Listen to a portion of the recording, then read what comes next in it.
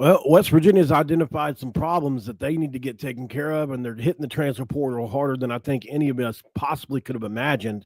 More visitors, more commitments.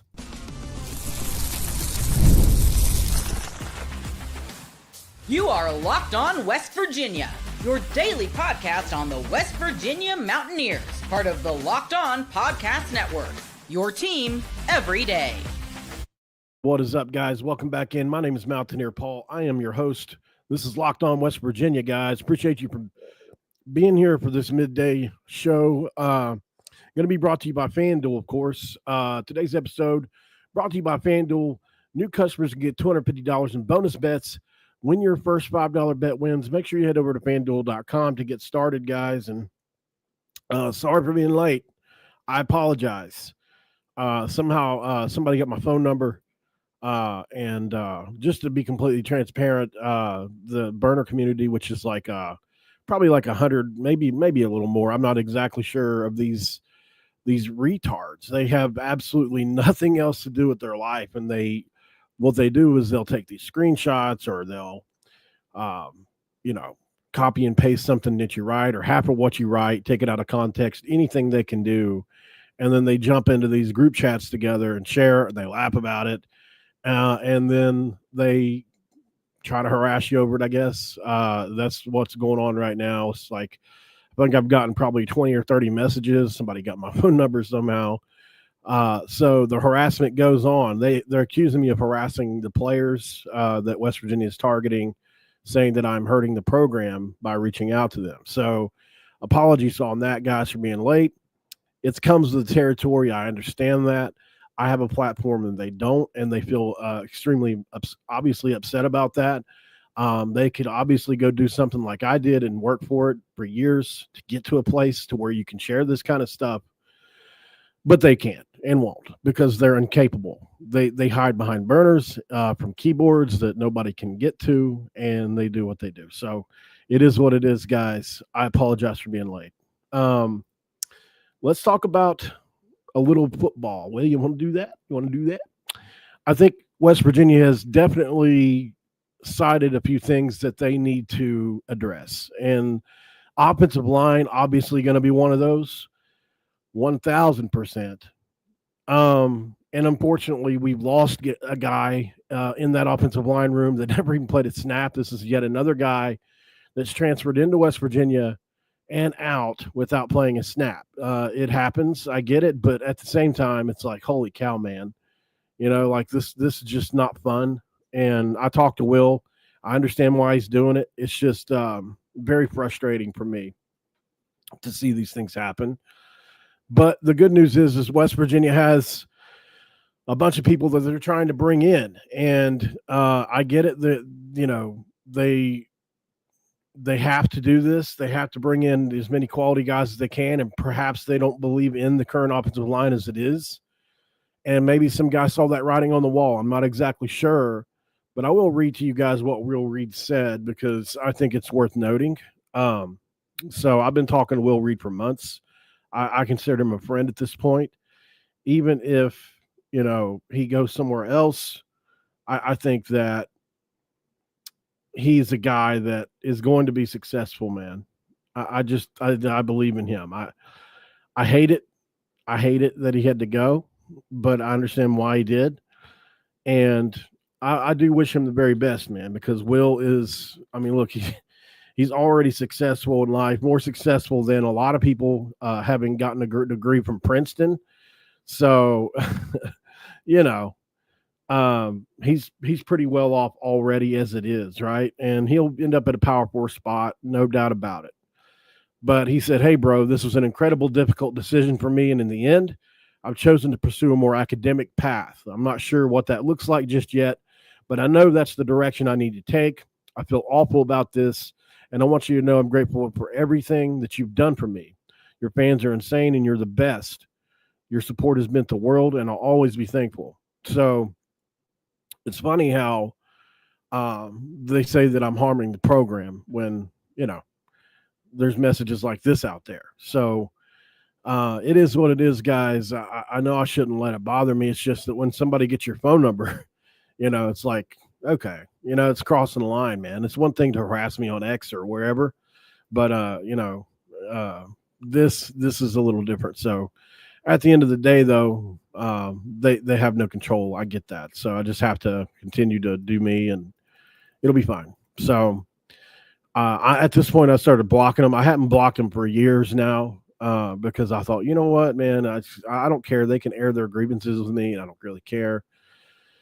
But I decided to go ahead and start blocking folks, and they'll create new accounts and they'll continue to come at me, but it's going to cause them to have to do more work, and hopefully eventually they just get tired of it. So, um, let's get over this. Let's go over this list of players that West Virginia is focused on here, because I think they got a good shot at a couple of these, a very good shot at a couple of these.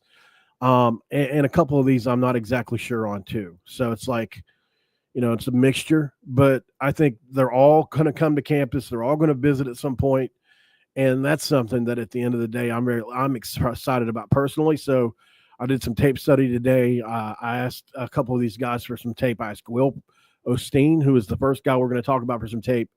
Hadn't got a response back from him yet, but I did get some from the Texas Tech guy.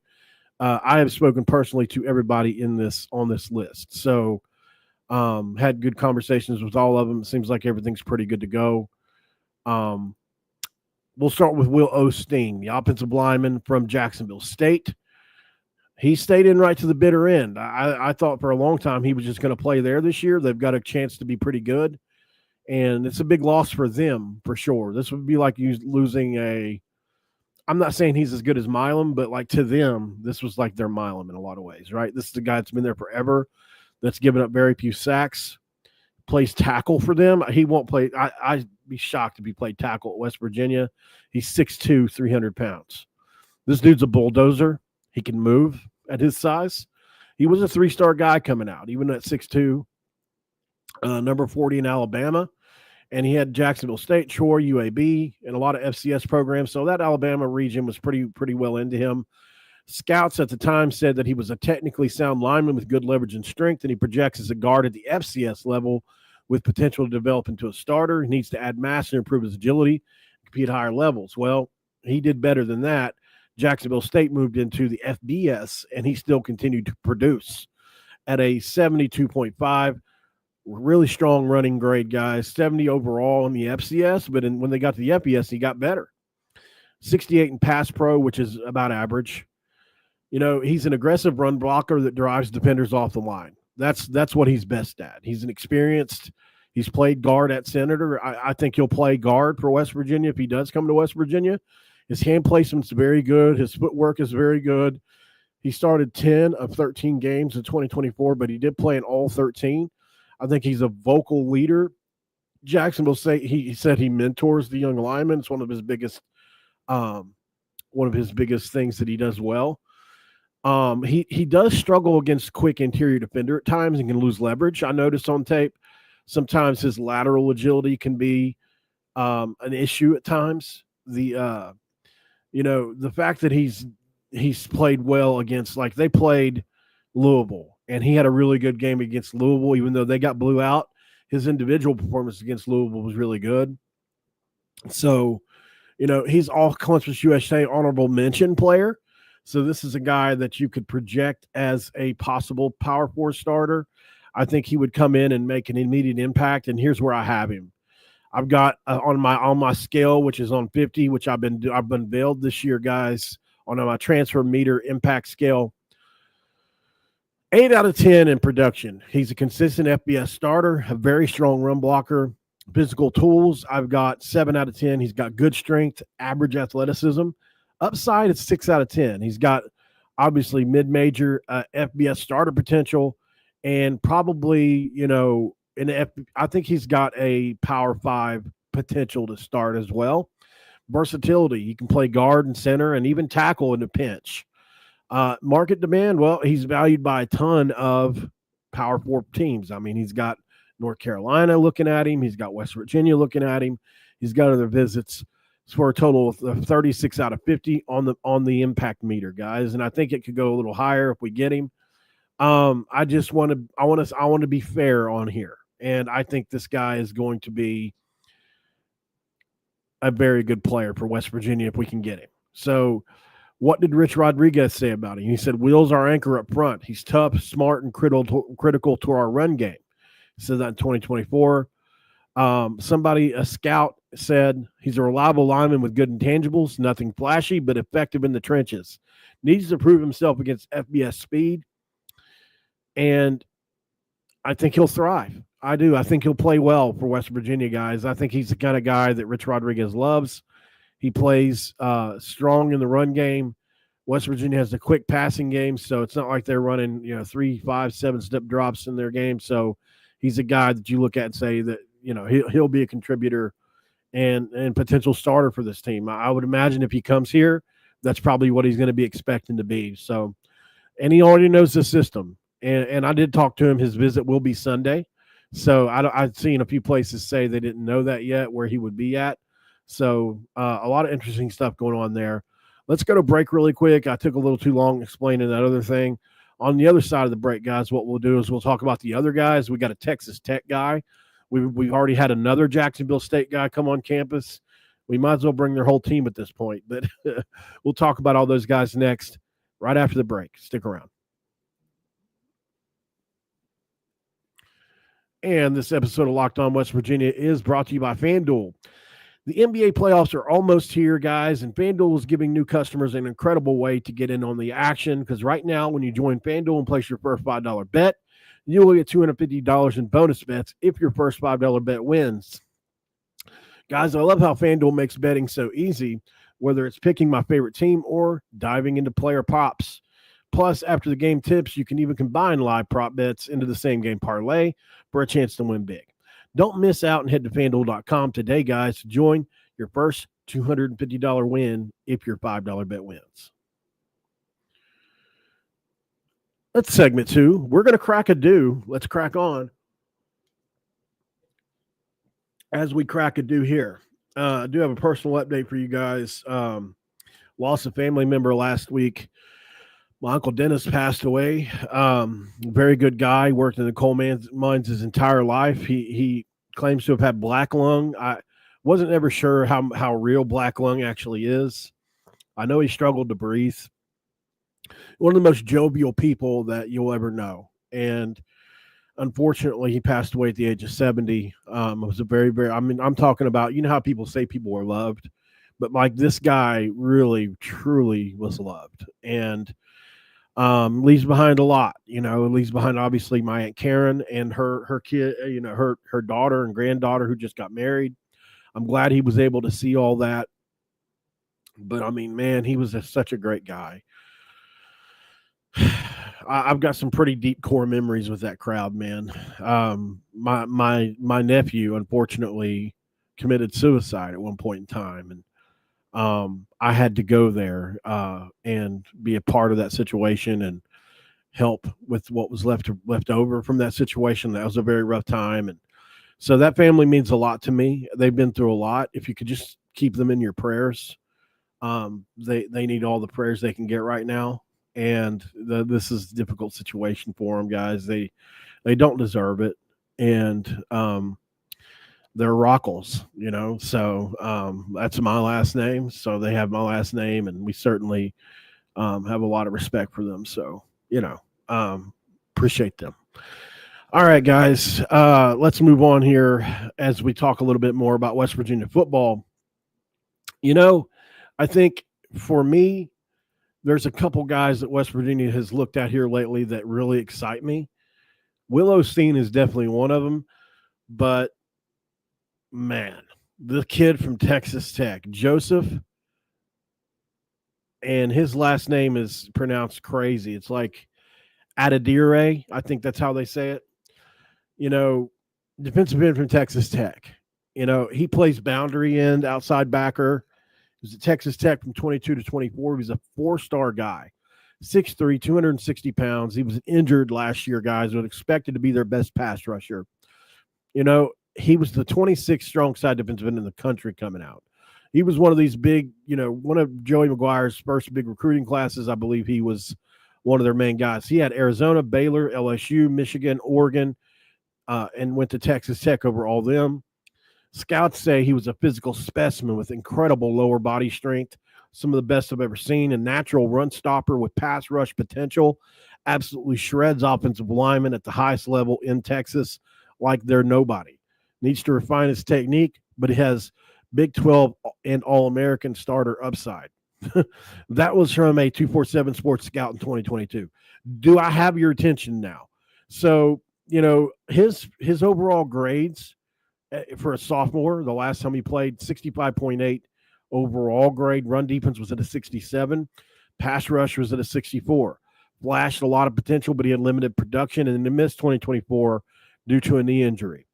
His strengths, strong at the point of attack. He just doesn't get moved by offensive linemen. It's don't happen. If he's very similar to Kelly, the guy we got in from Missouri. This guy doesn't fall into the not a good pass rusher category, but Kelly is an average to below average pass rusher. And, but what he does well is set the edge. Nobody gets the edge on Kelly. Well, this guy's like that. You're not getting the edge on him. He's got great gap discipline, guys, and he anchors so well against tackles. He digs in and anchors well. So if somebody's trying to run a stretch around you, his end, it's going to be hard. So he had 14 starts with 854 snaps as a freshman / sophomore, guys. He's going to play the boundary end or stand up offensive linebacker for West Virginia. Probably would be opposite Jamory Robinson, and you're really starting to talk about a guy, like Jamory Robinson's probably going to play the end, obviously, we believe. And then at Bandit, so far, we've had the kid from Wyoming there. But I think this guy would supplant him, in my opinion, at some point. Now, maybe not right away. It might take a couple games because he's got this head start, and this guy's coming off an injury. But I think by game 4, 5, or 6 or so, it's something in there, and maybe it could be earlier. I think this guy would start to make some enormous impact. We're going to have one of the best pass rushing teams in the country this year, whether this guy comes or not. All the pass rushing guys we've added, they out equal what Neil Brown brought in 6 years almost. Like we have so many guys that can rush it. It's incredible, and have tried to bring in more. And this is continuously. And the thing is, if you got a great pass rush, you can win. You can get to playoff with a great pass rush. You don't even have to have anything else. Like, you can dominate teams with a great pass rush. You have to be able to stop the run too. Don't get me wrong, because that'll kill you. But if you can stop the run and definitely in pass rush, especially in the Big 12, you're in a great spot, guys. So in 2022 and 2023, obviously he played in 24 games, started in 14 of those. He had 44 tackles, 7.5 tackles for loss, 2 sacks, 3 quarterback hurries, and a pass breakup. And then he was supposed to really come on and then got injured. So this is a guy that's got a high ceiling, right? I think that's where you go with this. Here's my impact scale for him. Production, I'll give him a 7 out of 10. I think he's got solid stats, but he's been hurt by the injury, right? Physical tools, 9 out of 10. Impressive size, incredible strength. Upside, 9 out of 10. High ceiling if he's healthy, guys, and a potential NFL draft pick. I think he's a versatile player at 8 out of 10 on the fit and versatility for a 3-3-5 scheme or a 3-4 scheme. Anything with 4 outside backers or you have the 3-3 where you've got the outside, the bandit position like West Virginia has. His market demand is crazy. Like, a lot of people want him. So, and I've got him for a total impact of 41 out of 50.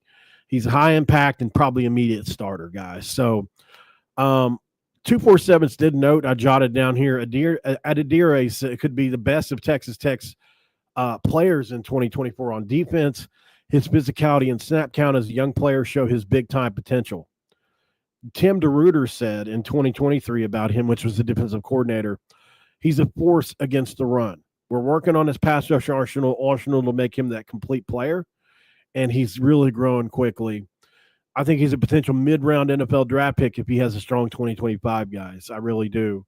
If he transfers to West Virginia, recovers fully, he'll be a game changer if he comes to West Virginia. That's just a fact. So I think his physical tools marry that with some experience, give him an all-conference type possible impact for West Virginia.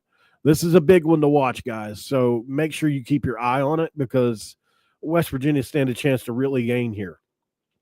Let me get a drink really quick.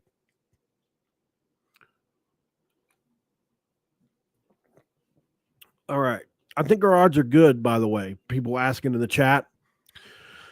I think their odds are good. Very good. So we'll see what happens. I think the visit's already happened or will happen. I can't remember which one now, unfortunately. Maybe Dylan already knows, but I think the visit definitely happened already. So, but maybe it's going to happen. I have to go back and look, guys. I should have jotted that down, but sometimes you just forget, right? Let's go to break really quick. On the other side of the break, we got a couple more players to get to.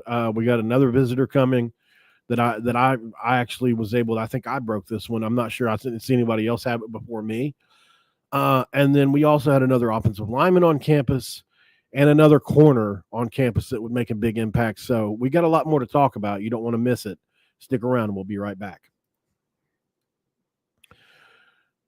And this episode of Locked On West Virginia is going to be brought to you by Amazon Fire TV, guys. Did you know that your Fire TV is also an Xbox? Well, you can turn any TV into your gaming and entertainment hub with Fire TV Stick 4K devices. No consoles required. Just grab your pair controller and subscribe or sign into Xbox Game Pass Ultimate with EA Play included. And you're ready to play. You can dive into hundreds of premium titles with EA Sports College Football 25, soon to be 26, Call of Duty, and Black Ops 6, guys. Avowed also on there. As easily as you stream your favorite shows, it's gaming made simple, and it's all on your Fire TV. Basically gives you endless entertainment. You get 4K streaming, 1.5 million movies and TV episodes from your favorite subscribed shows like Netflix, Prime Video, Disney Plus, Max, and more. Obviously, I'm a gamer. I told you guys this yesterday. I think this would be cool. I think this would be really cool because, like my console in there right now, I've got cats that fly around. I've had it get knocked off there. It's a PS5. It costs $500 plus. I'm not really wanting to have to replace that. With the TV, I can mount it on a wall. I don't have to worry about cats usually. Sometimes even they get up on the wall. So, this would be something kind of fun to tinker around with. And I think it would be a really cool thing to buy. Head over to Amazon.com/Fire TV locked on to get started. That's Xbox Game Pass. Ultimate subscription is required, guys, and a controller that's compatible. Amazon is on select devices, including Fire TV Stick 4K, second gen, Fire TV 4K Max, the first and second gen, and then the Fire TV Cube, which is the third gen. So check it out. All right, guys, as we are back here in segment 3, I appreciate you guys for joining in. Let's talk a little bit more about a couple guys that are going to be either have visited West Virginia or will be. This guy is a will be, and make a case that this guy is as impactful as any other on the list. Isaiah Spencer, wide receiver at Jackson State. Thanks to Dylan, by the way, for reminding me about him.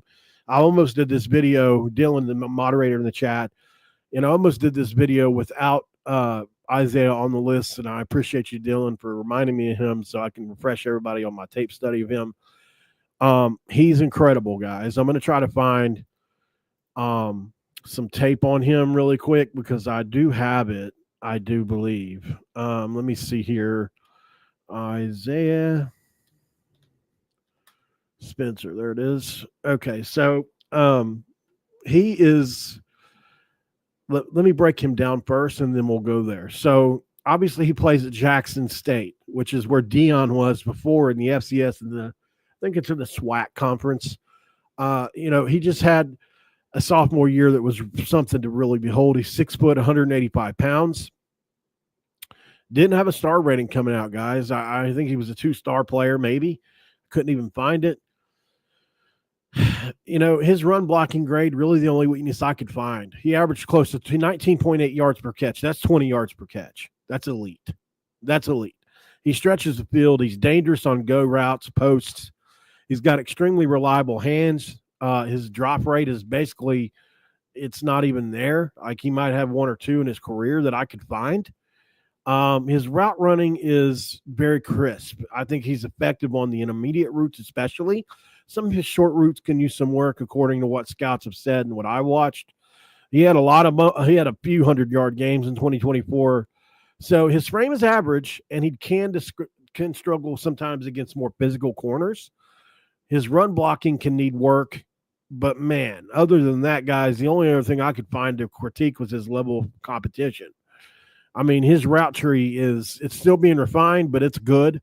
He played in 12 games. He had 40 catches for 800 yards, 6 touchdowns, 20 yards a catch. That's as a sophomore. That's a breakout year, right? As a sophomore. I mean, usually for a junior, even that would be a good year. So I've got him on my meter scale here at this. Production, 8 out of 10. 800 receiving yards on 40 catches. I'll take that. Especially in today's day and age, 19.8 yards per catch. I'll take that. So elite yards per catch, consistent playmaker, 8 out of 10. Physical tools, I give him a 7 out of 10. I think he's got good speed. It's not elite. It's probably in that 4.5-ish range, 4.4-ish. Like, don't think of him as Tavon. He's not like that fast, but he's 6 feet, maybe close to 6'1", and he's got very good football speed. This is what I don't know how else to explain it. So you'll see when I show you some tape here. I think he could shine in the Power 5. He needs a little bit of polish, but man, his versatility is going to make him interesting, because I think as he can develop it as a slot guy, he's got good deep threat potential, and his market demand, 7 out of 10. I think you look at his list of teams that are interested in him, mixture of group of 5 and Power 4 interest. So I've got him at a 38 out of 50, which is moderate impact. I get it. I think he'll be a rotational receiver with starter potential. I absolutely think he could start. I'm not saying he will be. I'm saying he could. So obviously the limited media coverage has probably hurt some of his scouting, people looking at him. I think, here's what a scout said about him. Hey, look, Spencer's a hidden gem with very good speed. He's raw, but man, does he have the tools to compete, not only here at the FCS level, but at the FBS level, where he'll get elite coaching. And he was an FCS All-American candidate in 2025 before he transferred. So, like, they were projecting him to be an All-American next year. So he's got big playability. I think it's going to make him a prime candidate for Group of 5 teams and Power 5 teams to take a look at him. And let's take a look at some of his tape, because he's got some right here on his X page as I share screen with you guys with Isaiah Spencer, who can really just, man, I get excited when I watch him play. And check him out here. He's got him as well. Oh, let me get that off. I wish I could play the music. It would make it a lot better, but I can't. One of the first things you'll notice about him, by the way, is how far behind coverage he gets. Like, he gets way back behind there. 6 feet, 180, 190 pounds. Nobody near him. There he is in the end zone for those listening on podcast. He ran a go route, got behind the coverage. There he is again behind the coverage, and he's gone. As you can see, looks like he forgot to put his mouthpiece in his mouth. It's sticking out of the back of his helmet. There he is on another go route, high pointing the ball in between 2 defenders on a post or something like that. Pretty interesting there. Here he is catching the screen, making people miss, getting upfield. There he is catching another deep ball. There he is catching one over the middle, stiff arming a guy, getting in the end zone. So he's got a little bit of everything in his bag, right? There he is deep again. As you can see, he's got a little bit of swerve to him. He can weave in and out, which is what you need. I really like this guy as a player. Here's a better look at him. Look how deep behind he was everybody there. I mean, it's just ridiculous. Like, look at this move. I think that's him right there, isn't it? No, it's not. He was way deeper. There he is again. He's gone. And it's gone. So I love it. I think there might be one or two more here. Nice little out route. their quarterback has a nice arm there to at Jackson State. Really some pretty balls. They put him on the money down the field here. There's his mouthpiece sticking out of the back of his helmet again. That's goofy looking. What the heck is going on? All right, so obviously he's got some skill, right, guys? And certainly looking at him, as you can see, the offer list is mixed. You got Kentucky, you've got Toledo, Western Kentucky, who puts up just monster numbers in their offense. You got Cal, West Virginia, Virginia Tech, a mixture of players, right? So I think this is a kid that comes in and it'd be really excited. I think he's got potential to be very good for West Virginia.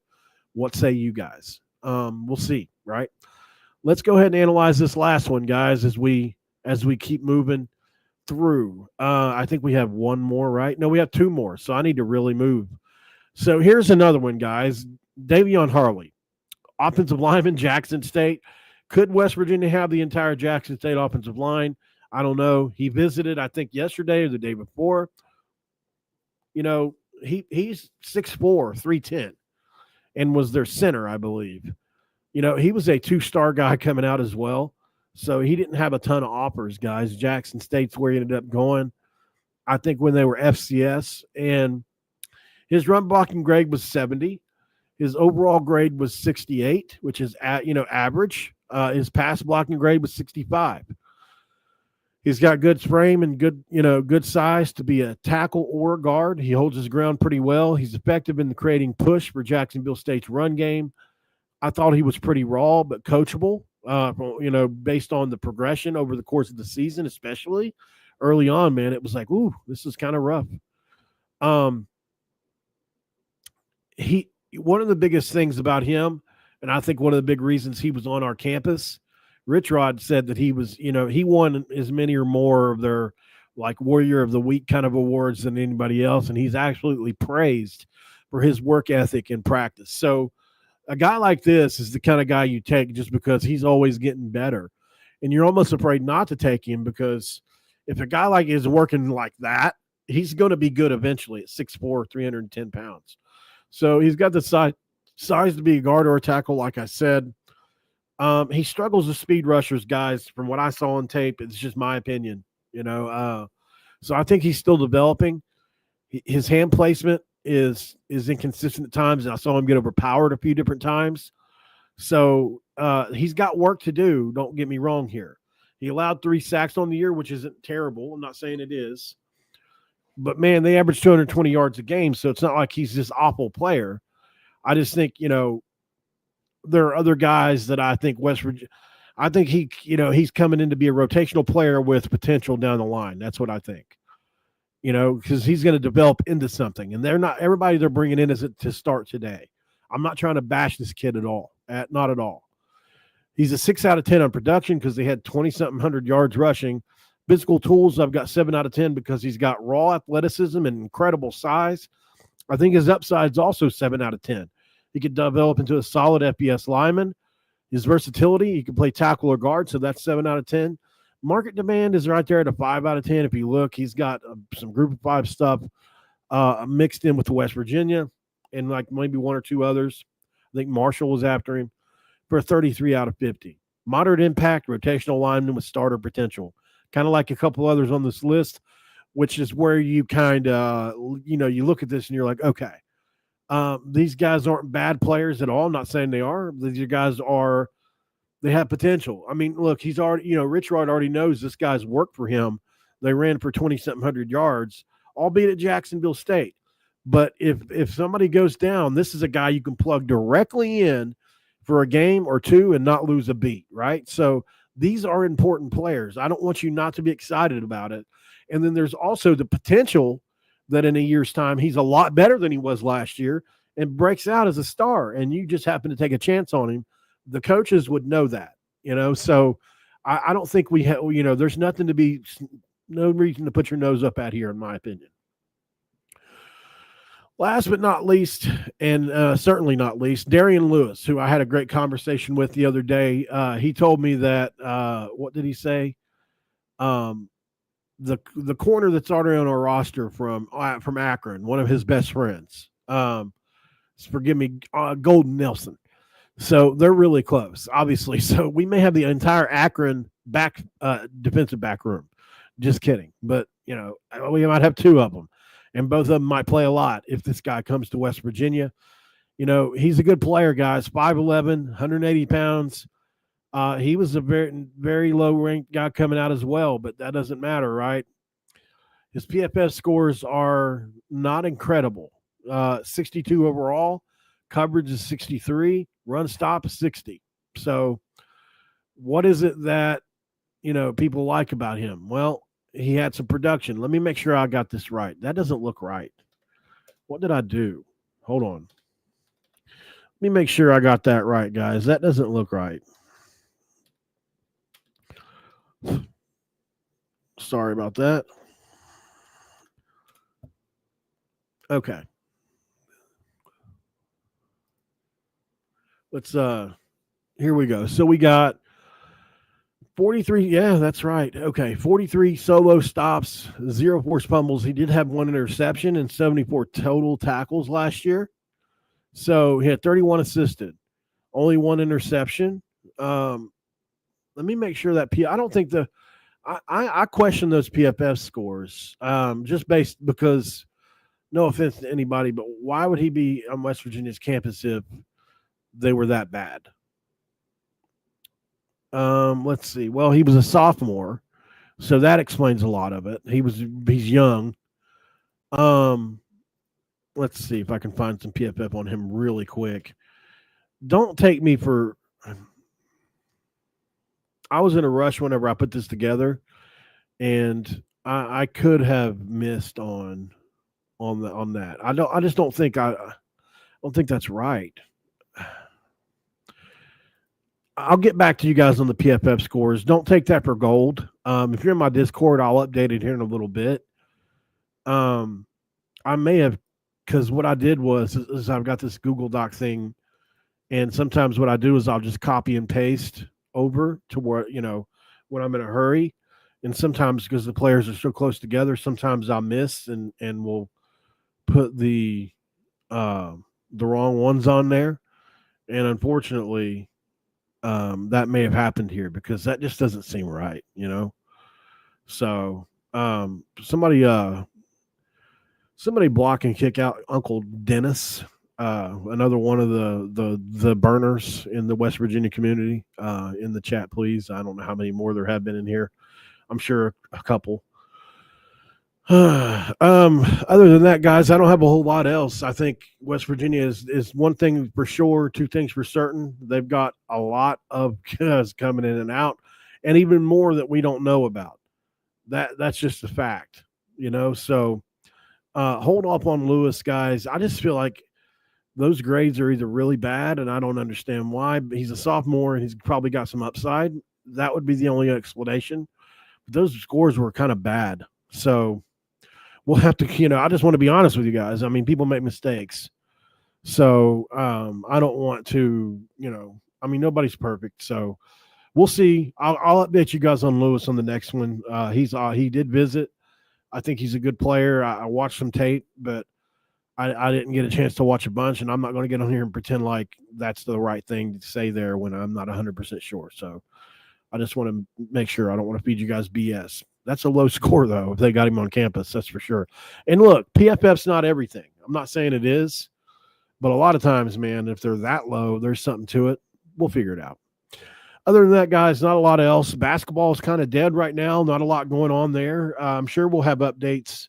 Obviously, we talked about Forsyth yesterday visiting the 4-star high school player.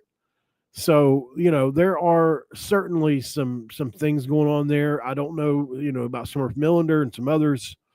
Sir, I don't know what's going on there as well. He went to Oklahoma State on a visit. So West Virginia could be out there. We'll have to keep trying and find out. But other than that, guys, I don't got much else. I appreciate your all's time, like I said. Thanks for making Locked On West Virginia your very first listen, guys, and being part of the Locked On Podcast Network, where we talk about your team every single day. But give me a big favor, though. Go ahead and check out the Portal Report as well, guys. They do such a great job over on Locked On. Brian Smith has the latest rumors, portal entries, and signings. You can be the most informed fan on the rapid changes of college football landscape. Find the portal on your YouTube page or wherever you listen to podcasts, guys. Have a great rest of your weekend. I will be back 7 days a week. We go here. Maybe we'll be back today. Depends on what happens. May have a commitment anytime. Who knows? But, if it happens, we'll be here. I appreciate you guys as always. And I'll see you on the next one. Thank you guys for wishing my family the best there. It means a lot. I'll see you guys in the next one, though. Have a great one. I'm out.